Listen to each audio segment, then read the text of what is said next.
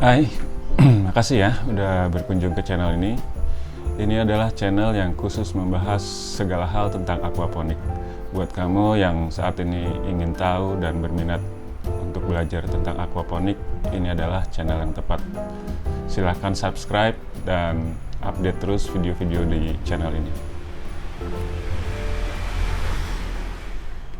Pada video kali ini, saya akan membahas tentang salah satu sistem yang biasa digunakan di sistem aquaponik ataupun hidroponik, yaitu Dutch bucket. Di video ini kita akan membahas secara tuntas dari mulai konsep kerjanya sampai hal-hal penting yang harus diperhatikan dalam sistem Dutch bucket ini, dan di bagian akhir nanti kita akan melihat bagaimana cara membuatnya. Jadi pastikan saksikan terus video ini sampai selesai. Dutch bucket adalah salah satu sistem yang sangat sederhana dan mudah dibuat.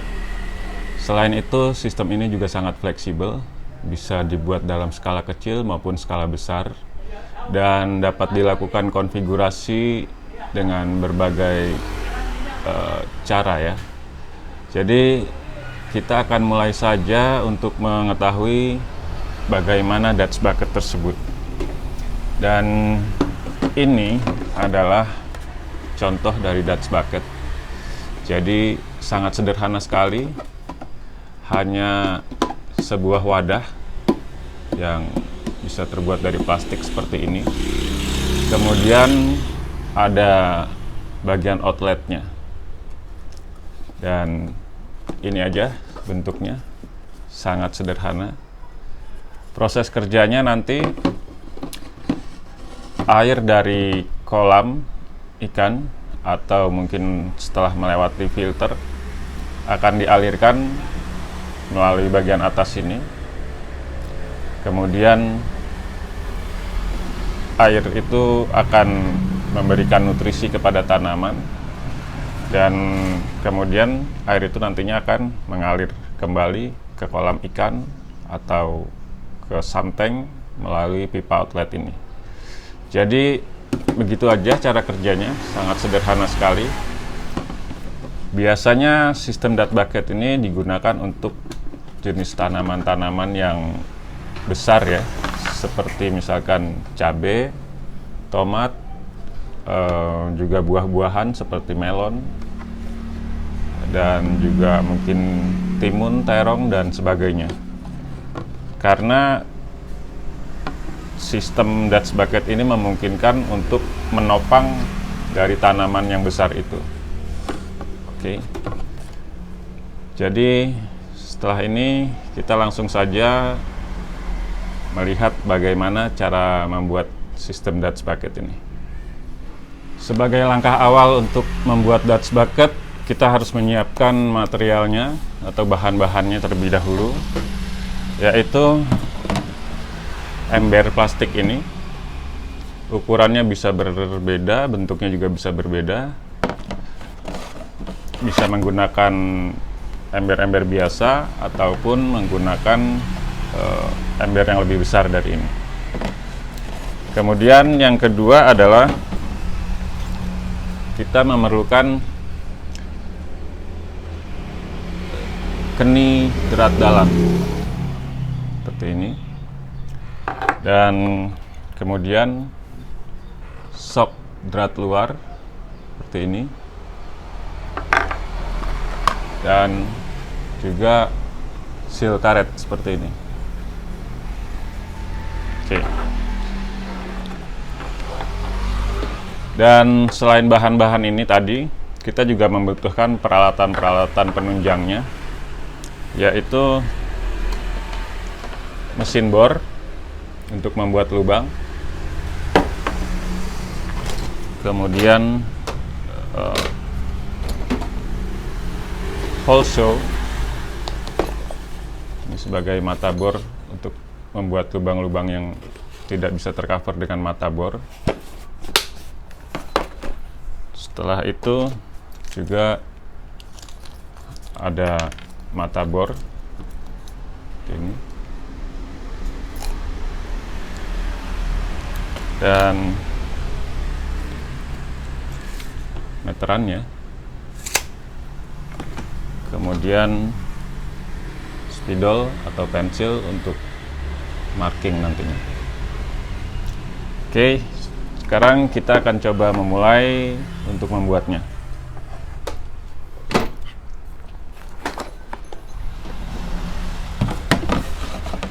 Pertama-tama kita akan membuat outletnya.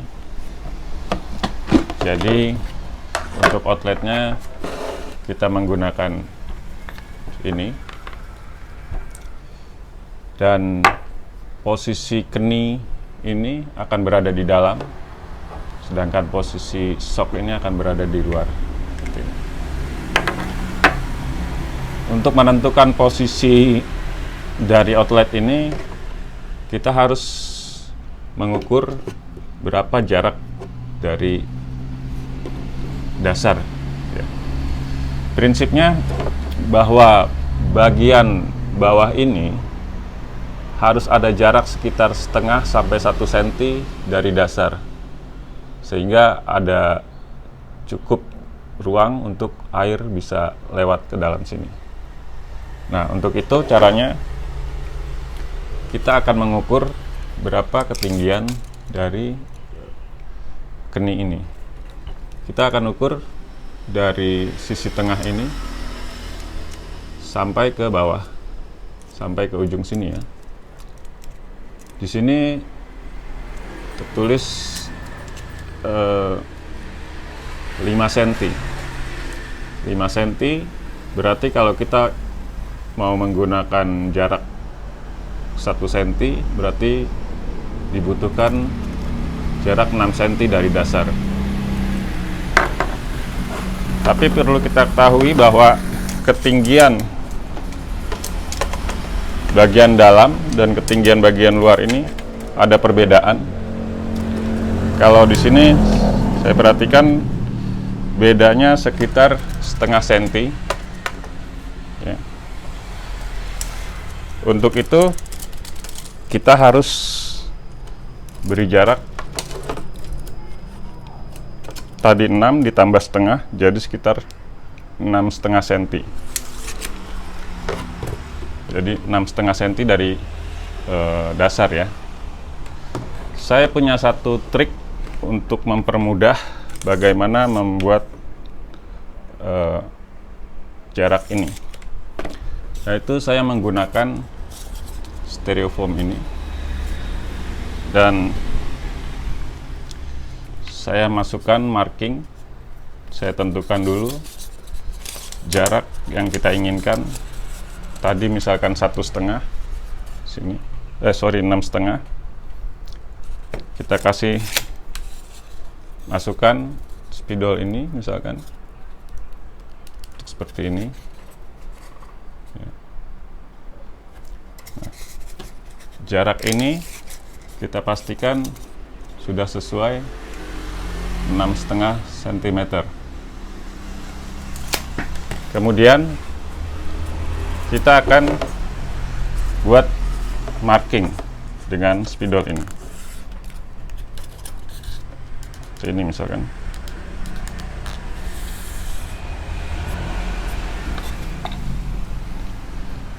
Ini adalah ketinggian 6,5 cm dari dasar. Dan selanjutnya kita akan membuat mencari titik tengahnya. Maka kita perlu ukur berapa jarak titik tengahnya.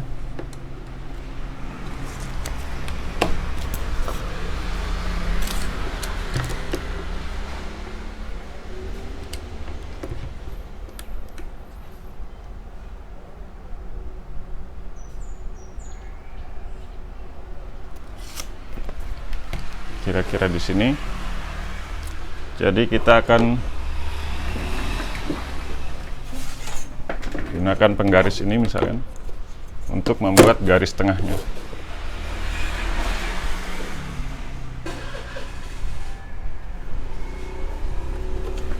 sekitar sini. Nah, sekarang kita sudah mendapatkan titik untuk membuat lubang. Langkah berikutnya adalah kita akan menggunakan bor ini untuk membuat lubang. Tapi sebelum kita membuat lubang yang kita inginkan, sebaiknya kita gunakan dulu, kita buat dulu lubang yang lebih kecil.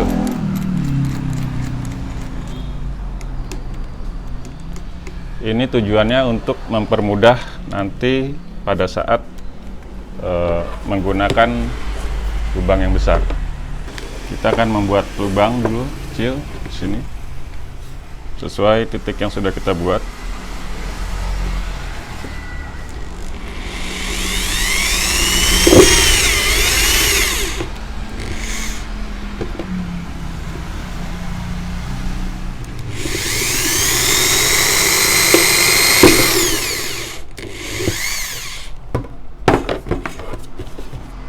Sini kita sudah membuat lubang. Selanjutnya kita akan membuat lubang yang akan kita gunakan. Di sini kita harus memilih ukuran yang cocok dengan pipa ini ya, sambungan ini. Jadi tentunya nggak bisa terlalu kecil seperti ini, atau juga terlalu besar seperti ini. Ini nanti akan menyebabkan kebocoran. Jadi kita cari ukuran mata bor yang pas dengan ini. Ini cukup bisa karena masuk, tapi kalau bisa yang lebih kecil lagi. Nah ini walaupun nggak masuk, tapi ini nanti pada saat lubangnya dibuat ini akan masuk. Jadi saya akan memilih ukuran yang ini. Saat ini saya menggunakan ukuran pipa 3/4. Selanjutnya kita mulai lubangi, dan ini sudah ada lubang yang tadi kita buat sebelumnya, sehingga lebih mudah untuk melakukan pengeboran.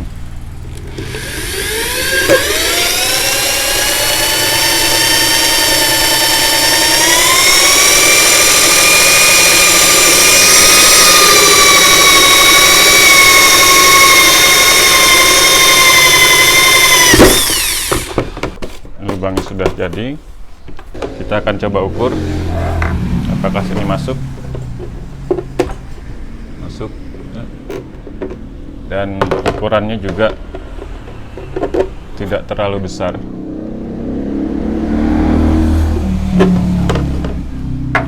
Oke, sebelum kita pasang, kita akan bersihkan dulu bekas bor tadi. Tadi saya lupa menyebutkan satu alat lagi yang kita butuhkan, yaitu cutter. Ini berfungsi untuk membersihkan bagian-bagian ini. Kita buat supaya rapih ya, baik di luar maupun di dalam. Tujuan merapikan ini juga untuk menghindari dari adanya kebocoran-kebocoran. Jadi setelah rapi seperti ini, kita bisa mulai memasang outletnya tadi. Untuk memasang outletnya, seperti tadi saya sebutkan bahwa bagian yang keni ini adalah di bagian dalam, dan ini adalah di bagian luar. Supaya tidak bocor, kita gunakan seal ini. Satu di luar dan satu di dalam.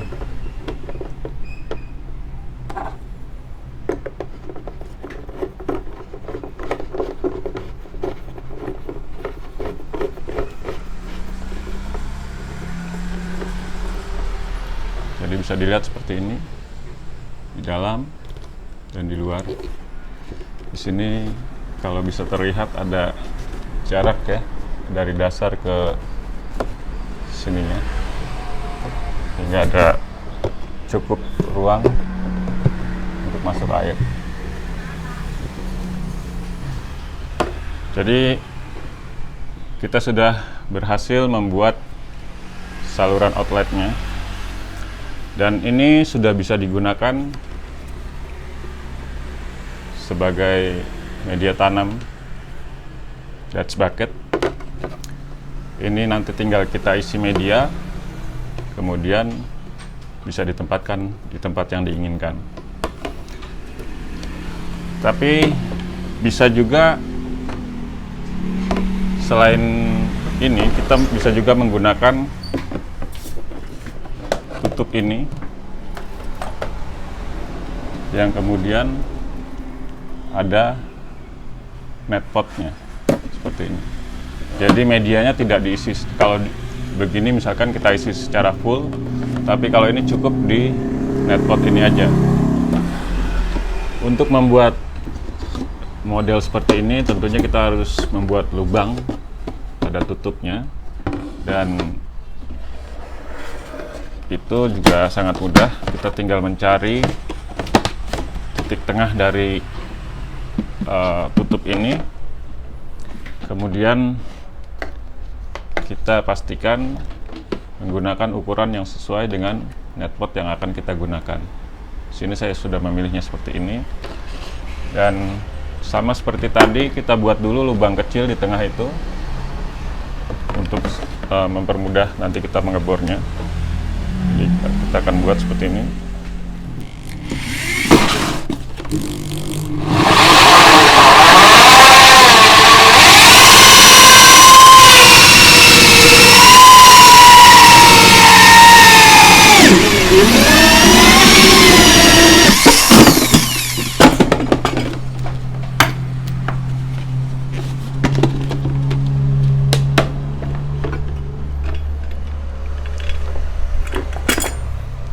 Sudah berlubang, dan kita akan coba cocok. Maka selesailah sudah. Jadi kira-kira begitu. Silakan kalian pilih sendiri model seperti apa yang menurut kalian lebih cocok. Selanjutnya adalah kita akan melihat bagaimana konfigurasi yang bisa dipakai dalam sistem Dutch bucket ini. Oke, setelah kita membuat Dutch bucket ini, selanjutnya adalah kita akan menyusunnya, dan susunannya ini sangat fleksibel, jadi tergantung Anda sendiri bagaimana ingin menyusunnya. Kita bisa menyusunnya dengan berjejer seperti ini. Misalkan di sini saya punya 3 ya, seperti ini. Atau bisa juga dibuat bertingkat, misalkan seperti ini. Jadi dari atas, kemudian ke bawah, dan kemudian ke bawah lagi. Tergantung berapa tingkat yang kita akan buat. Dan sebagai contoh, misalkan kita akan menyusunnya mendatar, maka kita perlu menghubungkan pipa keluaran dari masing-masing Dutch bucket ini. Itu kita perlu memerlukan sebuah pipa yang tentunya sesuai dengan ini. Kebetulan saya gunakan yang 3/4. Kemudian juga ada keni dan ada T. Ya.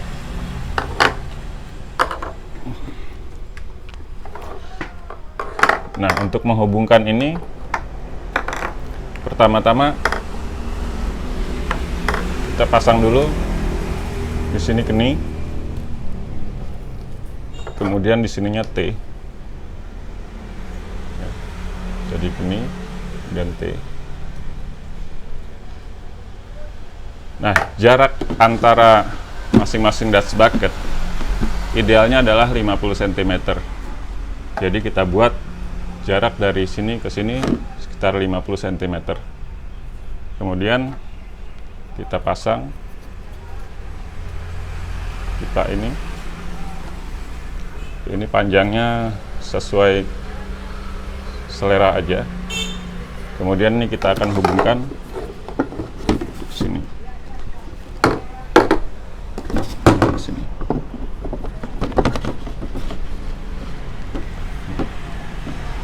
seperti ini. Jadi ini nanti aliran keluarannya bisa dialirkan ke sump tank ataupun kembali ke kolam ikan. Atau bisa juga misalkan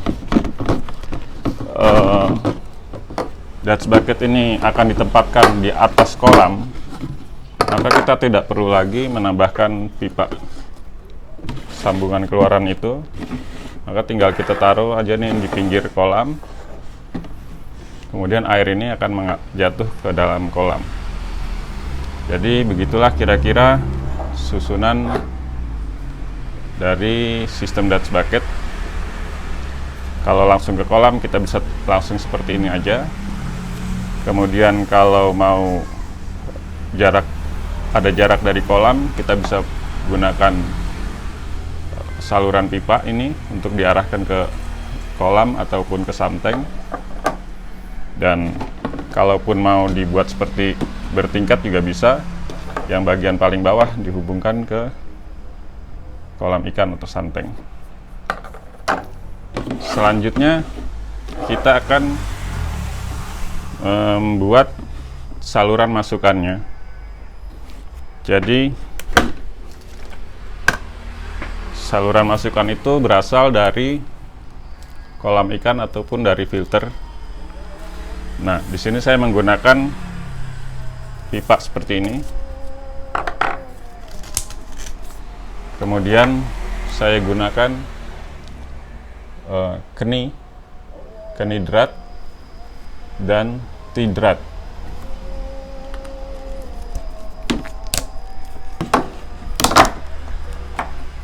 Kita buat seperti ini. Jadi misalkan nanti di sini adalah keluarannya, kemudian ini dari atas kita buat masukannya. Kenapa saya buat keni drat? Karena ini nanti untuk dipasang keran ya, keran air.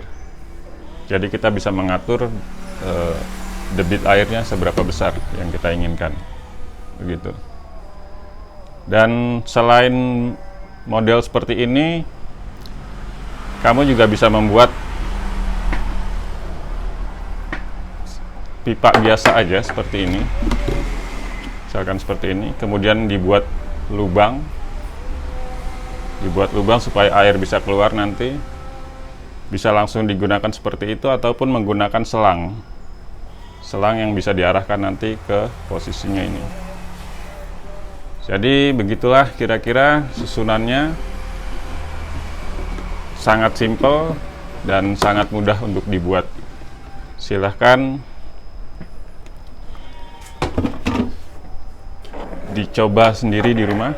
Semoga penjelasan saya ini bisa mudah ditangkap. Dan selanjutnya kita akan membicarakan tentang media untuk Dutch bucket. Oke, seperti yang saya sudah jelaskan tadi bahwa sistem Dutch bucket ini nantinya akan kita menggunakan media. Jadi baik yang modelnya menggunakan net pot seperti ini maupun yang langsung seperti ini, dua-duanya sama-sama menggunakan media. Saya jelaskan dulu fungsi media di Dutch bucket ini.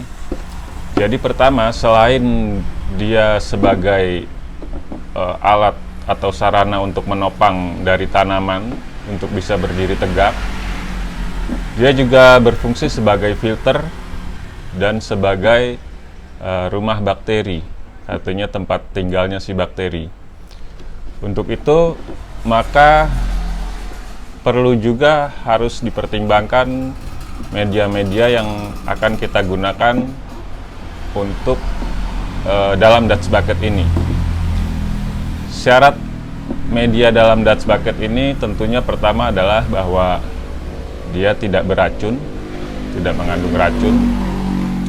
Kemudian juga dia tidak merubah pH, karena kalau merubah pH nanti pH dalam sistem bisa berubah dan itu bisa mempengaruhi sistem secara keseluruhan. Kemudian juga dia tidak cepat hancur, karena kalau cepat hancur nanti apa ya namanya, hancurnya itu nanti bisa mengotori sistem secara keseluruhan juga. Dan dari segi ukuran itu dia jangan terlalu besar, tapi juga jangan terlalu kecil. Kalau terlalu besar nanti akar tanaman itu akan sulit untuk apa ya, untuk mencengkram gitu. Artinya daya cengkramnya lemah sehingga tanaman nantinya bisa tidak kokoh. Kemudian kalau terlalu kecil itu nanti juga akan terlalu padat, dan ditambah nanti adanya kotoran, itu akan mengakibatkan cepat tersumbat. Sehingga ukurannya kita harus buat yang cukup ya, biasanya sekitar 1-3 cm masih oke gitu. Jadi itu adalah beberapa syarat yang harus kita perhatikan dalam menentukan media. Selain itu juga sebaiknya menggunakan media yang mempunyai pori-pori cukup, karena dengan banyaknya pori-pori itu akan menyediakan tempat bagi bakteri-bakteri untuk tinggal di situ. Selain itu juga media ini tentunya harus mudah didapat. Jadi bisa dipilih media-media di sekitar lingkungan kita lah, kalau bisa yang mudah aja gitu ya. Nah, media ini juga berfungsi untuk menyerap air ya. Jadi artinya air ini tidak langsung hilang gitu, tapi juga masih ada terserap dari media ini, sehingga pada kondisi tertentu kondisi akar masih bisa menyerap air-air tersebut sehingga masih tetap lembab. Mungkin itu aja beberapa syarat yang bisa digunakan, media yang bisa digunakan dalam sistem Dutch bucket. Pada prinsipnya media-media itu juga syarat media itu juga berlaku pada sistem pasang surut ataupun yang lainnya. Jadi kira-kira seperti itu. Kemudian jenis-jenis media apa aja yang bisa digunakan?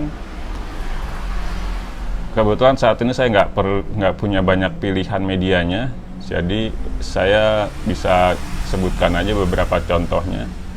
Misalkan dari yang paling murah adalah kerikil ya, tapi kalau bisa dicari yang ukuran kecil, sekitar 1 cm sampai 2 cm gitu ya, dan itu bisa digunakan dengan harga yang sangat murah. Kemudian yang kedua adalah batu apung. Kebetulan batu apung di sini saya punya contohnya. Jadi contohnya seperti ini, batu apung. Nah, keuntungan dari batu apung ini adalah pertama dia sangat ringan, kemudian punya pori-pori yang banyak ya dibandingkan split tadi, sehingga ini lebih baik daripada split. Saya bisa mengatakan seperti itu. Dan yang lainnya misalkan adalah hidroton, atau bisa juga digunakan pecahan genteng, pecahan batu bata gitu ya, dan juga mungkin jenis-jenis batuan lainnya seperti zeolit, dan dicampur mungkin dengan pasir malang. Jadi silahkan aja kamu cari media-media yang memenuhi syarat-syarat tadi dan mudah didapat di tempat kalian. Oke, itu aja untuk media yang digunakannya, dan kemudian caranya ya mudah aja, tinggal dimasukkan ke dalam netpot ini misalkan.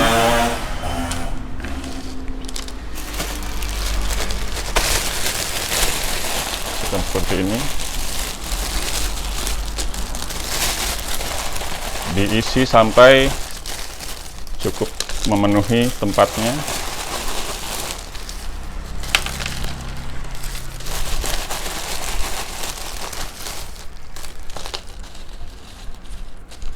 Nah, misalkan seperti ini, dan kemudian ini nanti bisa dimasukkan di sini. Itu aja, selesai. Dan untuk cara menanamnya ya tinggal nanti biasanya kita semai dulu tanaman itu, kemudian setelah cukup untuk pindah tanam, kita tinggal masukkan sini, masukkan, kemudian kita tutup lagi, dan pastikan tanaman itu sudah cukup kuat berdiri, artinya nggak miring. Dan itu juga berlaku jika kita isi dalam bentuk seperti ini ya, full ya. Contohnya adalah ini, jadi bisa diisi full seperti ini. Dan keuntungan yang tadi, ini sangat berat sehingga tidak mudah dipindah-pindah atau digoyang. Jadi ada kemungkinan untuk jatuh agak kecil ya. Sementara ini sangat ringan sehingga mudah sekali untuk goyang atau jatuh gitu. Dan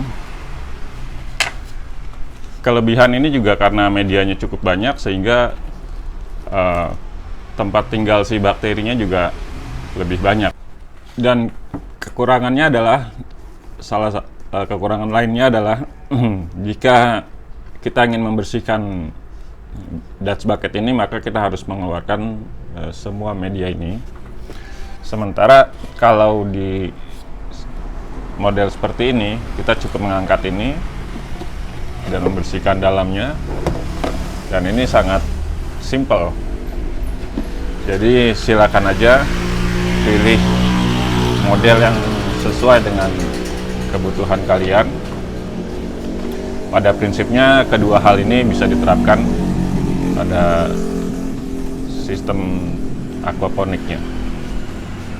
Oke, mudah-mudahan penjelasan tentang media ini sudah cukup jelas dan lengkap. Dan silakan kalau ada yang mau ditanyakan, nanti tulis saja di komen. Oke guys, itu aja penjelasan tentang Dutch bucket kali ini. Kita sudah tahu tentang fungsi dari Dutch bucket, kemudian cara kerjanya dan cara membuatnya. Semoga video ini bisa memberikan penjelasan yang sangat detail tentang sistem aquaponik khususnya Dutch bucket. Dan silakan tulis pertanyaan Anda di kolom komentar jika ada hal-hal yang ingin ditanyakan atau mungkin ada yang saya lupakan. Silakan ditambahkan di kolom komentar untuk kita berbagi pengetahuan ini bersama teman-teman yang lainnya. Oke, terima kasih sudah menonton sampai selesai dan terus semangat. Semoga aquaponik semakin memasyarakat. Terima kasih.